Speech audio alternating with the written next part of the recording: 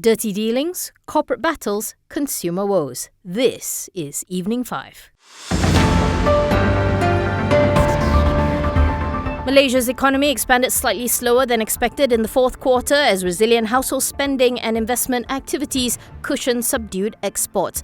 Gross domestic product grew 3% year-on-year, Bank Negara announced on Friday, coming in just below what both Bloomberg and Reuters surveys of economists expected, with most predicting a median 3.4% year-on-year rise. In a statement, B&M said that moving forward, Malaysia's growth will improve due to resilient domestic expenditure and recovery in external demand. Together with the tech upcycle, the stronger external demand and continued improvement in the tourism sector will provide support to Malaysia's exports. In 3Q 2023, GDP rose 3.3%, and on a seasonally adjusted basis, fourth quarter GDP fell 2.1% from the third quarter of 2023.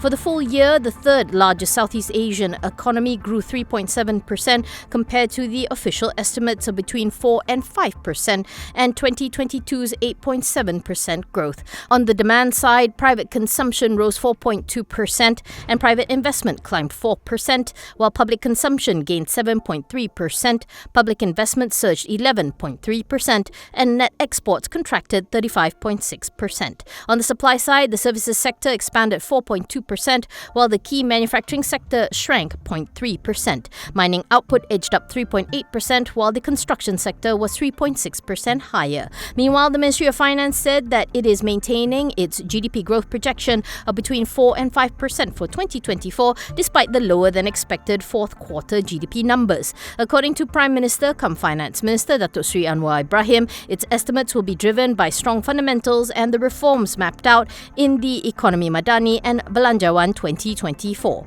He also reiterated the government's target to slash the country's fiscal deficit to 4.3%. Economists said Malaysia's trade-dependent economy remained exposed to external risks even as domestic demand remains resilient. However, the second half could see a more meaningful pickup due to a mixture of easing in global interest rates, higher development spending, and tourism recovery.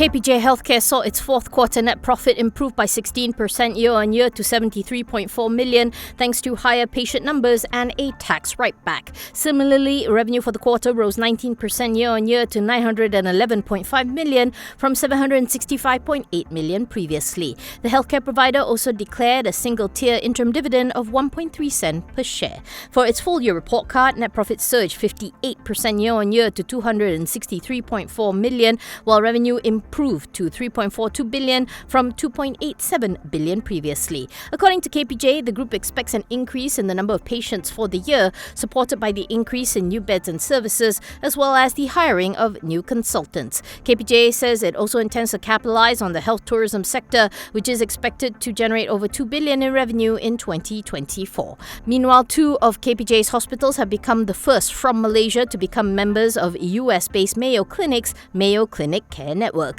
The two hospitals, namely KPJ Damansara Specialist Hospital and Damansara Specialist Hospital 2, will now have access to the Mayo Clinic's clinical tools and services, which include Ask Mayo Expert, e-boards, and healthcare consulting. The Mayo Clinic has consistently been ranked as the number one hospital in the United States.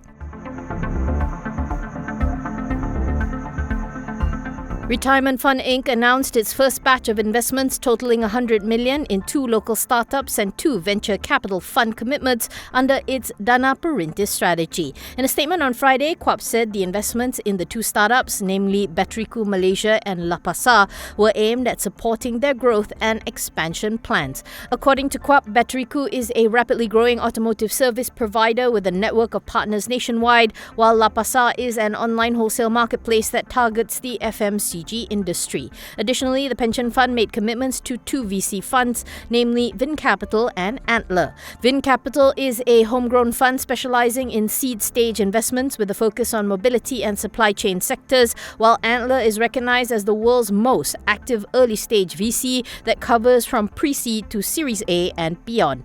KWAP CIO Hasman Hilmi Salahuddin expressed his confidence in the prospects and potential of KWAP's investments into these four entities, adding adding that there will be more as it continues its rollout of Dana Perintis. Dana Perintis was launched in September 2023 with a targeted total deployment of 500 million ringgit. KWAP noted that the 4 investments align with the 6 focus area of Dana Perintis, which include the digital economy, financial inclusion, food security, education, silver economy and climate change.